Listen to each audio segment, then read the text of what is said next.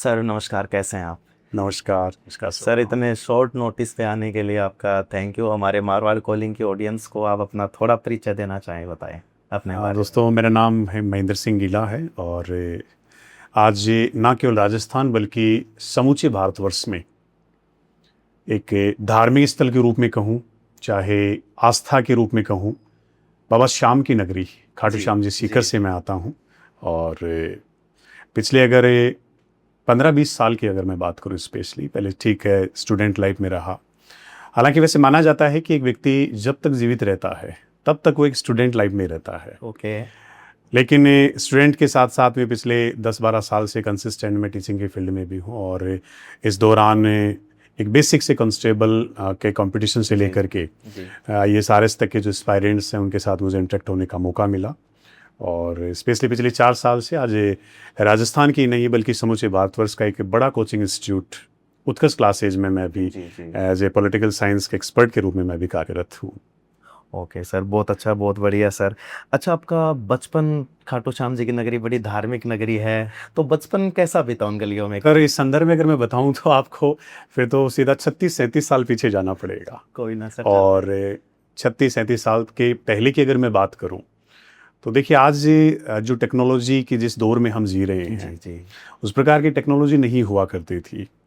आज जितने सारे रिसोर्सेज हैं उतने सारे रिसोर्सेज नहीं हुआ करते थे। और बेसिक जिस गांव ढाणी में मेरा जन्म हुआ, एक मिडिल क्लास से फैमिली से मैं आता हूं। और ये गॉड का ग्रेस है, आशीर्वाद है कि मैं जिस फैमिली से आता हूँ एक जॉइंट फैमिली है। ओके। और मुझे बताते हुए बड़ा गर्व महसूस हो रहा है कि आज उस फैमिली में 34 मेंबर्स हैं। और एक नया मुद्दा कि अभी 2 दिन पहले ही एक मेंबर और बढ़ा है। अरे सर, बहुत बहुत बधाई हो सर हाँ, आपको। बहुत बहुत धन्यवाद। और सर देखिए, जॉइंट फैमिलीज 2 प्रकार की हैं। एक तो किसी मजबूरी में, किसी बाध्यता में जॉइंट फैमिली चलती है। जी जी जी। और एक आपसी जो एक म्यूचुअल अंडरस्टैंडिंग होती है, एक प्रेम होता है, वो उससे जॉइंट फैमिली में है। आज भी फैमिली की जो बागडोर है वो सिर्फ एक पर्सन के हाथ में है, सारी चीज़ें उनके द्वारा ही मैनेज की जाती हैं। आज ये परिवार में बताते हुए बड़ा गर्व हो रहा है कि 10 गवर्नमेंट जॉब्स हैं। अरे सर। और साथ में कुछ लोग प्राइवेट सेक्टर्स में कर रहे हैं, मेरे जैसे लोग भी प्राइवेट सेक्टर में काम कर रहे हैं। और उससे बेसिक से परिवार से मैं निकला, फिर गांव में ही मेरी स्कूलिंग हुई। आज भी मेरे मेरे जो पहले शिक्षक हैं उनका नाम लेते मुझे बड़ा गर्व महसूस होता है। आज जो कुछ मैं हूँ वो उन्हीं की वजह से हूँ। माननीय जवाहरलाल जी उनका नाम है। और बच्चों के प्रति जो एक पॉजिटिविटी उनकी थी, बच्चों को सिखाने के प्रति उनकी जो ललक थी, एक जो डिसिप्लिन उन्होंने बेसिक से जीवन में दिया, वाकई में आज ये बड़ा इंस्पिरेशनल है। फिर आगे की पढ़ाई के लिए खाटू श्याम जी मेरे घर से लगभग 5 से 6 किलोमीटर पड़ता है। जी। तो हम लोग पैदल स्कूल जाया करते थे। ओके। सुबह सुबह जैसे मान लीजिए 7:30 वाला टाइम रहता था तो सुबह पैदल जाना, फिर शाम वाले दोपहर वाले टाइम में बस से वापस आना। और अगर टाइमिंग 10:30 वाला होता था तो सुबह बस में जाते थे, शाम को फिर पैदल आया करते थे। और सर मतलब वो जो दौर था, हालांकि उसमें लगता था कि यार अपन जीवन के बड़े टिपिकल से दौर में जी रहे हैं, लेकिन जब आज उस बचपन को याद करते हैं तो लगता है कि यार that was the golden period of our life. इससे बेहतर जीवन नहीं हो सकता। मस्तियाँ थी, हंसी ठिठोली थी।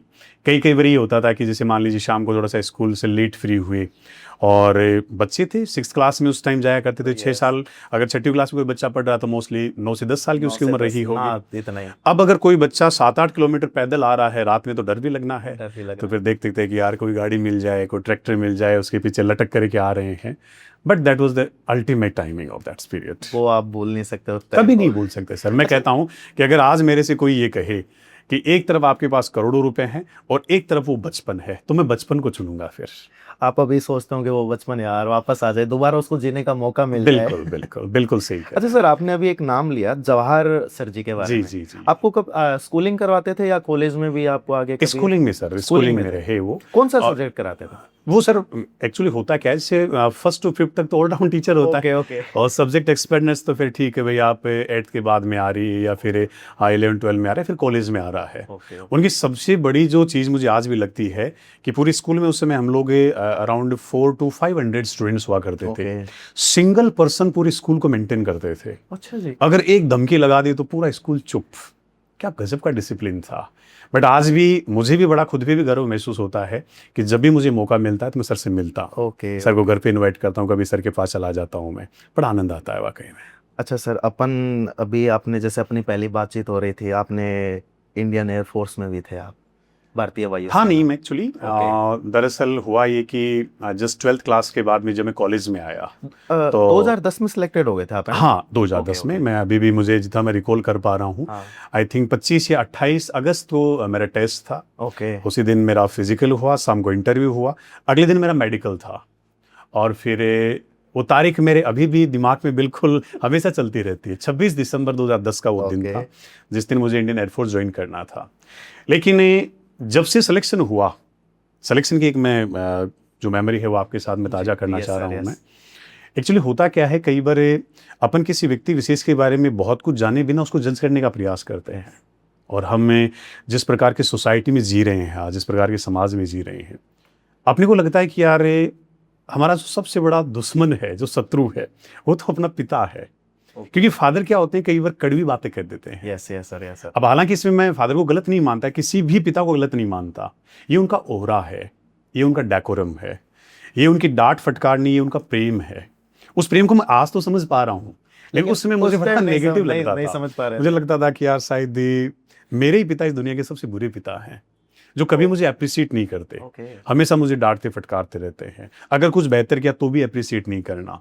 लेकिन आज वो चीज़ फील होती है कि वाकई में उनकी जो डांट थी वो सिर्फ मेरे फ्यूचर के लिए थी। आपके पापा। मम्मी के प्रति बड़ा मैं पॉजिटिव रहता था, क्योंकि मम्मी कभी डांटती नहीं थी। अच्छा, दुनिया की कोई भी माँ अपने बच्चों को नहीं डांटती है। अगर जैसे फॉर एग्जांपल मैं बाहर भी रहा लंबे समय से, तो मम्मी का जब भी फोन आता था, मम्मी एक ही बात पूछती थी, बेटा रोटी खाई कि नहीं तूने?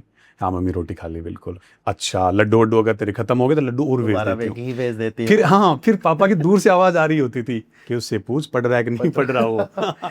स्टूडेंट लाइफ में सबसे बड़ा बात यही कहता है कि भाई वो पढ़ता है कि नहीं पढ़ता है। हाँ, और फिर मैं इतना कहते फोन कट कर देता था। फादर से मेरी दूरियां रही, लंबे समय तक दूरियां रही। लेकिन सर अभी भी मुझे याद आ रहा है कि जब मेरा इंडियन एयरफोर्स में सिलेक्शन हुआ, जी। और सिलेक्शन होकर के पहले एक्चुअली हुआ ये करता था, एएससी जोधपुर से मैं सिलेक्ट हुआ था। जी जी। हर एयरफोर्स स्टेशन जोधपुर से सिलेक्ट हुआ था मैं। तो जोधपुर से जब मैं वापस गांव आया और सुबह जब मैं पहली बार फादर से मिला, लिटरली सर आज भी उस मोमेंट को याद करके मेरी ऐसे रोंगटे खड़े हो जाते हैं। मैंने उनके चरण छुए जी। और उन्होंने मुझे गले से लगा लिया। अरे रे। उस दिन लगा कि यार मैं तो गलत था आपके आंखें वाकई नम हो में। हाँ बिल्कुल, देखो इस मोमेंट को मैं कई बार जीता हूँ मैं। हालांकि मैं अभी जब ये वीडियो आम पब्लिक के बीच में जाएगा, फादर भी इस वीडियो को जब देखेंगे जी। तो वो खुद भी रियलाइज करेंगे कभी मैंने उनके सामने ये चीज़ शो ऑफ नहीं करी, कि आज उस मोमेंट को मैं कितना मिस करता हूँ, आज वो चीज़ें कितनी पॉजिटिव लगती है।